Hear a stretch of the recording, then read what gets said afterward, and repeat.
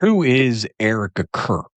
People ask me that all the time in my personal life. They're like, I'm an idiot. I've heard of this Erika Kirk, but I don't know any of this stuff. Well, here's some of this stuff. They see her name pop up. They see clips. They see strange behavior.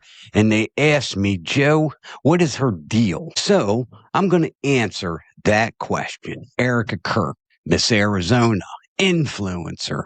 Then she marries Charlie Kirk, and then Charlie Kirk's assassinated. And what happens next? It's bizarre. It is suspicious, to say the least. Some of the most bizarre, suspicious behavior I have ever seen in my life. If you have never heard this story, you're about to. If you think you know this story, you probably don't. This is Erika Kirk for Idiots. Welcome to the Joe Rossano Show.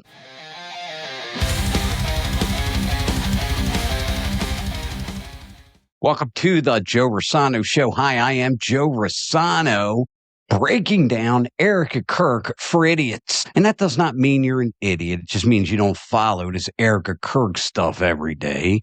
And so many people ask me about it that I want to give it a try. So people ask me who she is, and the truth, her story, it's just not clean. It's not consistent.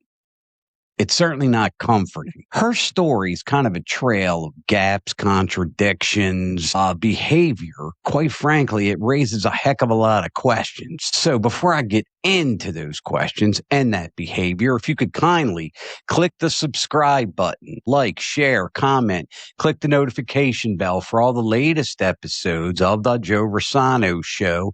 It helps grow a podcast like mine and keeps this investigation work alive. So let's start from the beginning. Okay, Erika Franz Vey, that's her maiden name, later known as Erika Kirk. She enters public life in 2012 when she wins Miss Arizona. Not too shabby. This is the polished chapter, okay? The pageant chapter, the chapter where everything looks clean, and I would say it pretty much looks camera ready.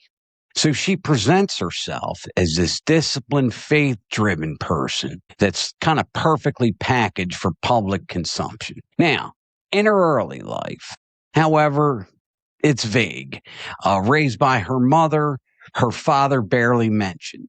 Childhood described basically in broad strokes rather than in details, because there are gaps in her timelines. There are parts of her story that feel incomplete. Even at this early stage, people noticed her background did not have the clarity you would expect from someone who would later become a major public figure. Now, after the pageant era, she shifts into being an influencer. Has that faith-based content, all right, lifestyle branding, a Christian persona built basically for social media. She becomes a recognized face now. This is where she transitions from like this pageant queen to this major personality. Then she meets Charlie Kirk. Charlie is a rising star, fast mover inside TPUSA. And that turned out to be a major company, especially for conservative politics. Erika becomes the polished partner who's standing right beside him. None of us have any idea who she is. I certainly didn't. They get married. She becomes a fixture of his orbit. She appears in videos. She hosts content. She becomes part of the brand. Then everything changes. September 2025. Charlie Kirk, I regret to say, is assassinated. Within days, Erika, his wife, one standing next to him, the traditional wife, all that stuff, is installed as the CEO and chair of TPUSA, his company. No transition period, no interim leadership, no pause. She steps directly into power. Her public appearances after Charlie's death, they look controlled. Not saying I blame anyone, but I'm just telling you what they look like. Her tone, very flat. Her interviews, they feel rehearsed. Her story shifts depending on the platform. She leans heavily into her upbringing narrative, the same one that already had gaps. People begin saying she looks like someone who's kind of performing grief rather than experiencing it. Now, that's certainly what it seems to me. Then the old allegations resurface. Screenshots. We certainly can't avoid any of those from 2013 and 2014, allegedly showing inappropriate messages with a minor. We've heard that one. If you haven't, that's what happened. Now, they spread quickly. They damage her credibility. They raise questions about her moral authority. They add weight to the inconsistencies that were already surrounding this person. This is the moment when outside voices start entering the story. Candace Owens begins questioning her background. Baron Coleman begins breaking down her timeline. They highlight contradictions. They point out those gaps. They analyze behavior. They never accuse her directly of involvement in Charlie Kirk's assassination. They don't need to. In my opinion, their commentary pushes the public towards suspicion. The internet fills the rest. Suddenly, people are asking if Erika Kirk had anything to do with Charlie Kirk's death. The combination of this vague early life, a curated persona, an immediate rise to power, which that was record speed, resurfaced all these allegations. You see, folks, when you're a normal person and you go to Starbucks and get a coffee and read the paper and watch a Netflix show, that's one thing. But when you become a public figure and you have strange behavior, it starts to get reported on. And that strange behavior created what I can only describe as a perfect storm. Okay, so 2012, Miss Arizona. She wins it. God bless her. Her name's Erica Franzve at the time. This is the clean chapter, the glossy chapter, the chapter where everything looks normal. Even her background is thin. Her father, for some reason, is barely mentioned. Her childhood is extremely vague. It feels like her story kind of begins at the age of 20. And that's if any of you heard of her before that. Her upbringing story, it's just got gaps. It's got a bunch of inconsistencies. The timelines are inconsistent. Her early life feels like a puzzle that's kind of got a bunch of missing pieces. This becomes important later. So she becomes this Christian influencer. She hosts content. She builds all of this big time persona. She's on Fox News. She becomes a public figure with this like carefully crafted trad wife image. She meets Charlie. They marry.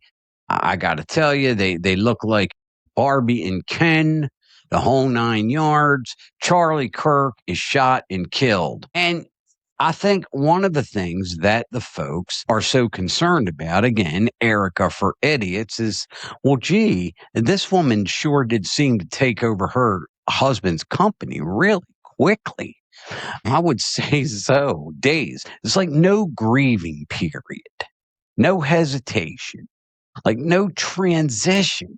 You fire a big league manager, you have an interim manager until the next season in most cases. This strange behavior, her interviews, it just looks like she's reading off of a cue card when she's doing a live interview. Her tone, it feels bottomed out. And it depends on who she's talking to, depends on what story she tells. Sometimes, hey, I was in my room for 6 months, or I was in my room for 8 months, or I didn't date X amount of years before I met Charlie. I don't drink alcohol. I'm not worried about public life when I dated baseball and basketball players, right? So her upbringing narrative, it seems to be what she considers her saving grace, the same one that nobody understood in the first place. So Here we go. From 2013 to 2014, this is when a bunch of the things that she did at that time frame start resurfacing. You see, there's the lesson, and anyone knows this. That stuff tends to happen, and it happened very quickly to her. They damage her credibility. And I'm talking about the Candace Owens, the Baron Coleman's, among many, many others. They raise questions about, quite frankly, her moral authority. Now, Candace Owens, she seems to question a lot of Erika's background, that she feels that it's possible. And this is what has been insinuated, that Erika Kirk was some kind of inside asset. So basically, let me break this down for you, for idiots, that Erika was put in Charlie's life to watch over him, to make sure that he followed the necessary things that the powers that be wanted him to follow. Some people think it's our government. Some people think it's a foreign government. We don't know exactly, and we can't prove exactly, but that is what they say. Now, Baron Coleman, any of you who don't know him, he's an attorney. I think he was on the radio at some point, and when he highlights the contradictions and points out the gaps, he also tries to analyze behavior. And again, his commentary does not say she did anything, does not say she is guilty of a crime or anything like that. But what they do is they make it sound just suspicious enough for you to have in the back of your mind that, hey, maybe something is going on here. All right, so what do we do? This Erika for idiots. Her background's inconsistent. Her behavior after Charlie's death is completely strange. Her rise to power was immediate. I mean, please don't take a month to cry. The resurfaced allegations intensify. All right. And they intensify public suspicion. So basically, what we tried to lay out here is the pattern, not only the gaps, the contradictions, but the whispers. And then you decide what they mean. What I would say at the end of the day, the only thing I can do is put myself in Charlie Kirk's place. I'm a very famous person. I get assassinated. And next thing you know, my wife is on my podcast every day and she takes over all things Joe Rossano. I would prefer, and this may be selfish, that she cry for a few weeks first, right? Before she takes over everything. And a lot of the things that Erika Kirk has done, the lies that, quite frankly, Erika Kirk has told, make it suspicious. So that's kind of Erika Kirk. She was a beauty queen. It's Arizona. Meets this Charlie Kirk fella. They fall in love. They get married. They have kids. He gets shot. She takes over everything and acts what most would describe as very suspicious after his death. And again, some on podcasts and other media outlets think she may have been involved. There is no proof of that, but that's what they say. That's what they think. And many people believe it. As always, my dearest friends and fellow Americans, we do appreciate you hanging out with Joe Rossano. Once again, please click that subscribe button, like, share, comment, click the notification bell for all latest episodes of the Joe Rossano Show. We appreciate that. Please adopt yourself a pet. God bless you, my dearest friends and fellow Americans, and we will see you next time.